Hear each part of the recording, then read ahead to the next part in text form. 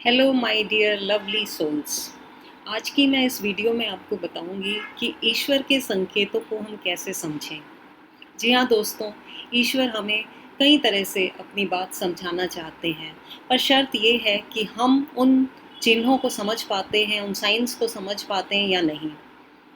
हम अधिकांश जो हम लोग होते हैं वो अपनी रोज़मर्रा की ज़िंदगी में इतने ज़्यादा मशगूल होते हैं, इतने बिज़ी होते हैं कि हमें वो संकेत समझ में ही नहीं आते कि ईश्वर हमसे क्या बात कर रहे हैं।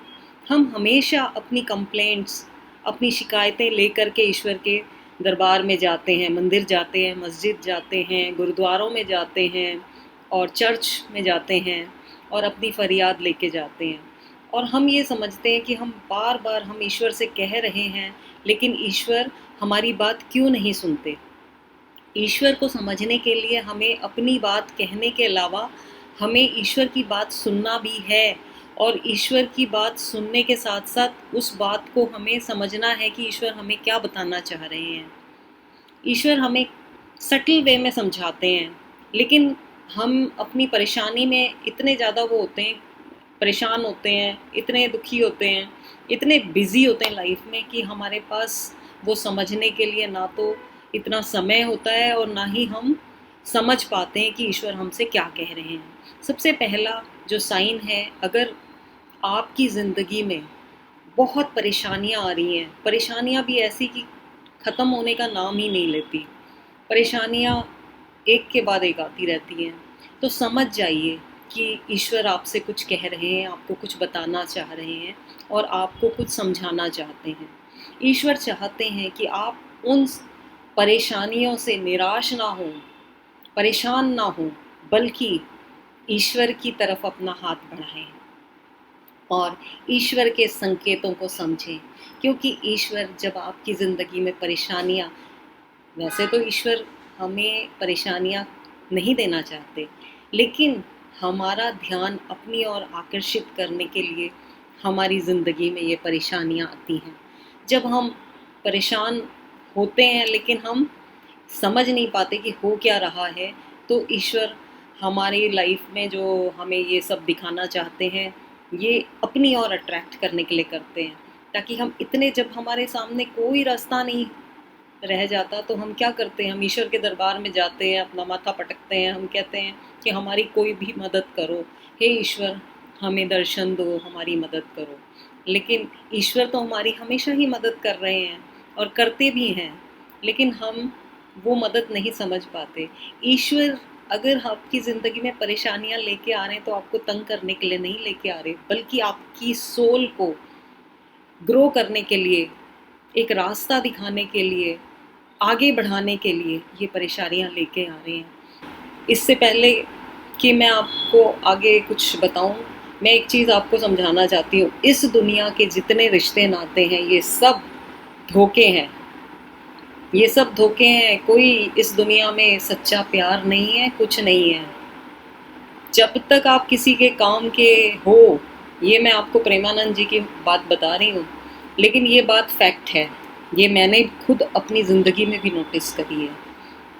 जब तक आप किसी के काम के हो, लोग आपके आसपास घूमेंगे, आपसे दोस्ती करना चाहेंगे, आपसे रिश्ते निभाएंगे, आपको दिखाएंगे कि वो आपको कितना प्यार करते हैं, लेकिन ये सब एक छलावा है। जिस दिन आप किसी काम के नहीं होगे, कोई आपसे प्यार नहीं करेगा। आप अपने आप को तन्हा महसूस करोगे, आप अपने आप को अकेला महसूस करोगे। इस ज़िंदगी में, इस जीवन में प्यार नहीं है, केवल एक ही प्यार सच्चा है, वो है ईश्वर का। इसीलिए ज़िंदगी में हमें ईश्वर परेशानियाँ लाकर ये समझाना चाहते हैं कि आप मेरी तरफ आओ, मैं आपको इन परेशानियों से बाहर निकालूंगा। और एक बार जब आप ईश्वर से जुड़ जाते हो, आपकी ज़िंदगी की वो सारी परेशानियाँ इतनी छोटी महसूस होती हैं। ऐसा नहीं कि वो परेशानियाँ ख़त्म हो जाएंगी, परेशानियाँ रहेंगी, लेकिन जब आप ईश्वर से जुड़ जाओगे, वो परेशानियाँ आपको इतनी मामूली लगेंगी कि आप उनसे आसानी से उभर जाओगे। तो ये पहला संकेत है। अगर आपकी ज़िंदगी में फेलियर्स आ रहे हैं, परेशानियाँ आ रही हैं, तो ये समझ जाओ कि ईश्वर आपसे बहुत प्रेम करते हैं। आप मानो या ना मानो, ये बात एक बिल्कुल सत्य है।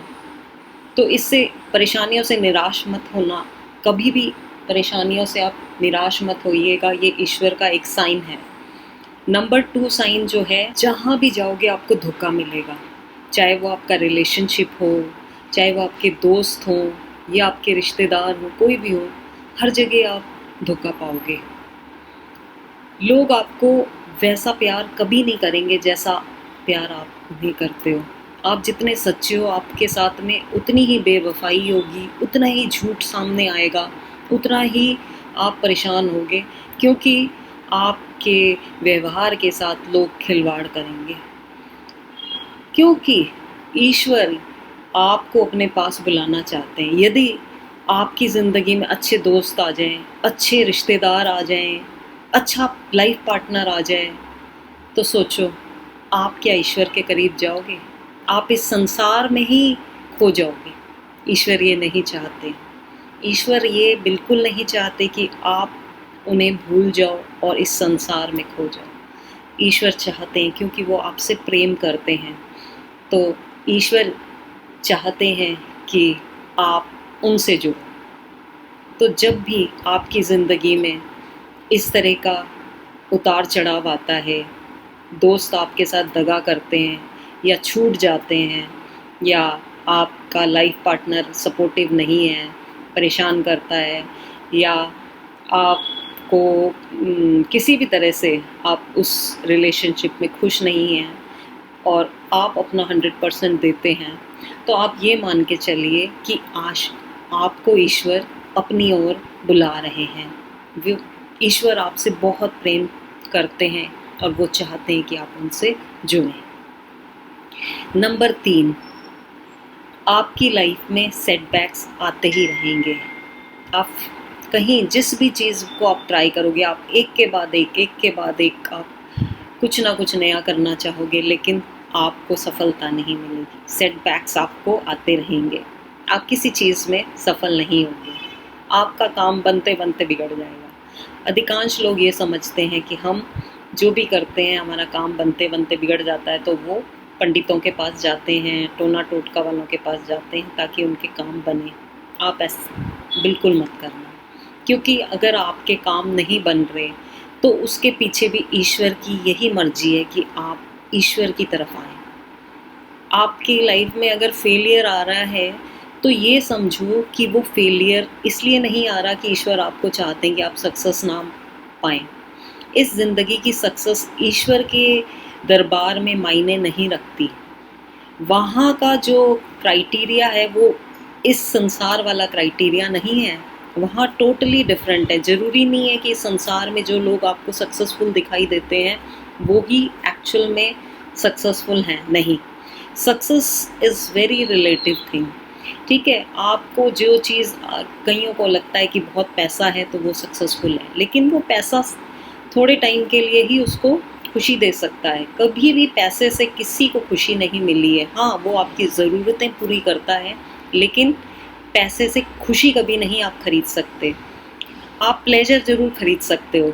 आज आप छोटी गाड़ी में आप बड़ी गाड़ी खरीद सकते हो, सस्ता फ़ोन है, महंगा फ़ोन खरीद सकते हो, लेकिन ये ज़िंदगी के असली खुशियाँ नहीं हैं, प्लेजर नहीं है। ये बहुत छोटे टाइम के प्लेजर्स हैं। ईश्वर के पास जब आप ईश्वर हमें हमेशा परमानेंट प्लेजर जो होता है, प्लेजर भी नहीं कहना चाहिए, खुशी, पीस।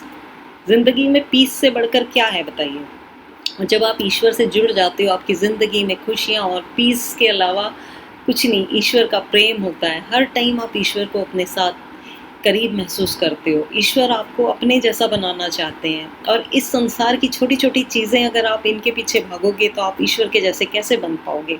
ईश्वर इसलिए आपको अपने पास बुलाना चाहते हैं क्योंकि ईश्वर चाहते हैं आप ईश्वर के बच्चे हो, ईश्वर जैसे हो, इसलिए आपको ईश्वर अपनी तरह बनाना चाहते हैं।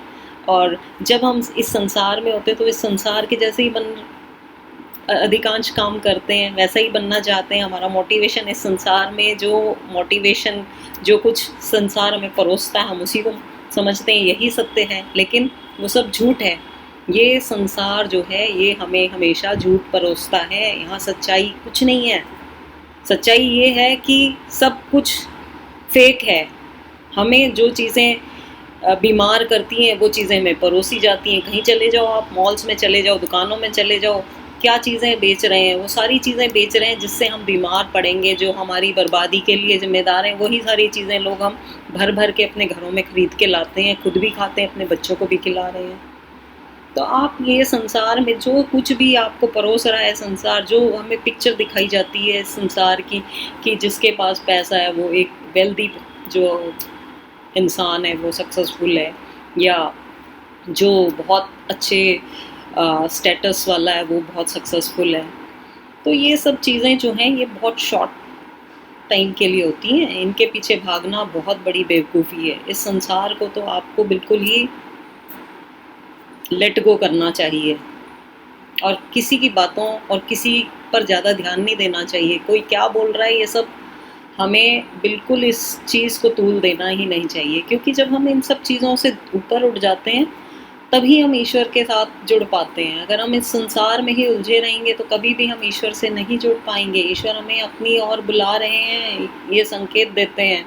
ठीक है, तो नंबर 4 जो है, हमें जो ईश्वर चाहते हैं कि हम ईश्वर का हमेशा ये महसूस करें कि ईश्वर हमारे साथ हैं। जब हमारी लाइफ में परेशानियाँ होती हैं और एक के बाद एक फेलियर्स आते हैं तो हम किसकी याद आती है सबसे ज़्यादा? हमें ईश्वर की याद आती है। कई बार जब हम थक जाते हैं, कुछ नहीं, जब हम लोगों को भी अपने बातें कह कह के परेशान हो जाते हैं, थक जाते हैं, तो हमें किसकी याद आती है? आखिर में ईश्वर की याद आती है ना। तो जो चीज़ हमें आखिर में जिसके पास जाना पड़ता है, क्यों ना हम सबसे पहले उसके पास चले जाएं। तो हम जब ईश्वर के पास अपनी जो समस्याएं लेकर जाते हैं तो तब जाते हैं जब हम थक हार जाते हैं। लेकिन हमें शुरू में ही अगर हम ईश्वर से जुड़ जाएं तो क्या, इससे बढ़कर और अच्छी बात क्या हो सकती है। तो ईश्वर जब भी आपको अपने पास बुलाते हैं तो ये समझ लो कि आपकी ज़िंदगी में प्रॉब्लम्स आएंगी, फेलियर्स आएंगे, उनसे निराश नहीं होना। ठीक है, तो कभी भी जब भी आप ये महसूस करते हैं आप अकेले हैं, ये हैं, नहीं, आप अकेले कभी नहीं हैं, ये आपकी गलतफहमी है। ईश्वर हमेशा हमारे साथ हैं, हमें हमेशा वॉच कर रहे होते हैं और वो आपको ये संकेत देना चाहते हैं कि वो हमेशा आपके साथ हैं। वो चाहते हैं कि आप इस बात को समझें कि आप अकेले नहीं हो। जब भी आप अकेला महसूस करो, अपने आप को ये सोचो कि आपको सुनने समझने वाला कोई नहीं है संसार में, तो ईश्वर आपको ये बताना चाहते हैं कि वो आपके करीब हैं। सबसे करीब हमारे जो हैं वो ईश्वर ही हैं और कोई नहीं है, कोई नहीं है सबसे करीब। हमें वो दिखते नहीं है, यही सबसे यही एक खेल समझ लीजिए ईश्वर का, कि वो हमें दिखते नहीं हैं लेकिन वो हमें देखते हैं। ठीक है, हम उन्हें नहीं देख पा रहे हैं, हम इन आँखों से उन्हें नहीं देख पाते, लेकिन वो हमें हर टाइम अपने आँखों के सामने रखते हैं, देखते हैं। इस वक्त भी वो हमारे, जब मैं ये वीडियो बना रही हूँ, वो हमारे आसपास हैं, आपके आसपास हैं, तो वो हमेशा हमें देख रहे हैं। और जो लास्ट में आपको बताऊँगी कि कैसे जाने कि ईश्वर आपको प्यार करते हैं। सबसे इम्पॉर्टेंट चीज़ जो है कि हमें हमेशा ऐसा लगेगा जैसे कि हम बहुत, मतलब हमारे जहाँ कहीं भी सत्संग हो रहा है, जहाँ कहीं भी पूजा हो रही है, या कुछ भी इस तरह का भगवान से जुड़ा कोई भी चीज़, कहीं कोई क्या बोलते हैं, जो ये हमारे जो मोटिवेशनल स्पीकर हो गए, या नहीं, मोटिवेशनल स्पीकर तो नहीं कहना चाहिए, लेकिन जैसे गुरु हैं, सांसारिक गुरु, ये जब कुछ ऐसा उपदेश दे रहे होते हैं जिसमें हमें लगता है कि ईश्वर के बारे में कुछ बात हो रही है, तो हम ना चाहते हुए भी वहाँ आकर्षित होते हैं, सत्संगों में आकर्षित होते हैं। और बहुत सारी ऐसी जगह जहाँ भी भगवान की चर्चा हो रही होती है, हमें वो जगह से जुड़ाव महसूस होता है, हम वहाँ जाना चाहते हैं, हम सुनना चाहते हैं वो क्या बता रहे हैं। तो ये एक संकेत है ईश्वर का। ईश्वर ने आपके दिल में अपने लिए प्रेम बना रखा जो है, आकर्षित करने का ये एक तरीका है ईश्वर का। जहाँ भी सत्संग होगा, जहाँ भी इस तरह का कुछ होगा, आप ज़रूर वहाँ जाने की कोशिश करेंगे, सुनेंगे, और दिन पर दिन इस चीज़ को आप अपने ऊपर लागू करेंगे। आप टीवी में, यूट्यूब में, या हो सकता है कि आप भगवत गीता या कोई भी स्क्रिप्चर वगैरह जैसी चीज़ें हैं इनमें इंटरेस्ट लेना शुरू कर दें और भगवान से जुड़ी किताबें पढ़ने लग जाएं और वो सारी चीज़ें करने लग जाएं जिससे आपको खुशी मिलती हो। तो ये एक सबसे इम्पॉर्टेंट वो है।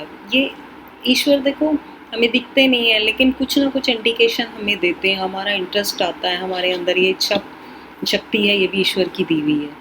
तो हम सत्संगों से, मंदिरों से, इन सब चीज़ों से जुड़ाव महसूस करते हैं और जब हम इन से जुड़ाव महसूस करते हैं, वहाँ जाते हैं और सुनते हैं और धीरे धीरे उन चीज़ों को जो हमें सिखाई जाती है, जो हमें परोसा जाता है वहाँ पे, सांसारिक चीज़ें नहीं बल्कि आध्यात्मिक चीज़ें, उन सब चीज़ों को हम अपने अंदर ग्रहण करते हैं। आध्यात्म की तरफ आपका जो है रुझान होने लगता है। आप जानना चाहते हैं अपने आप को, ईश्वर को, इस संसार को। तो जब ये सब चीज़ें, इच्छाएं आपके अंदर पैदा होने लग जाएं तो समझ जाइए कि ईश्वर आपसे बहुत प्रेम करते हैं। तो ये सारे संकेत जो हैं ये बताते हैं कि ईश्वर आपसे वाकई में बहुत प्रेम करते हैं। तो इसके साथ ही मैं इस वीडियो को विराम देती हूँ। आगे दूसरी वीडियो में आपसे फिर मुलाकात होगी। तब तक के लिए धन्यवाद।